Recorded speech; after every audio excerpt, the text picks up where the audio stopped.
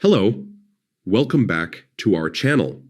Today, we're going to show you how to edit a Looker Studio report with our full 2025 guide.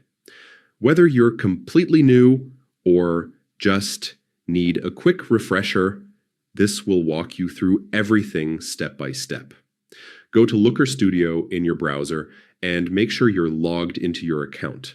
On the homepage, click on Recent to see a list of your most recently accessed reports.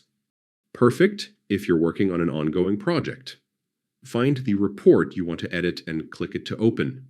Once inside your report, click Edit at the top right corner to switch into edit mode. Here you can adjust charts and tables, change data sources, update the design and layout, and even add new components. Take a moment to explore the tools. Looker Studio provides tooltips and guides to make editing easy. If you're not sure about a change, you can preview how it looks before saving. Once you're happy with your edits, click on File in the top left corner and select Save. Saving regularly ensures you never lose progress. And that's it. You've successfully edited your Looker Studio report. With a few simple steps, you can customize your reports to match your needs and get better insights from your data. If you found this guide helpful, don't forget to like this video and subscribe to our channel for more easy tech tutorials.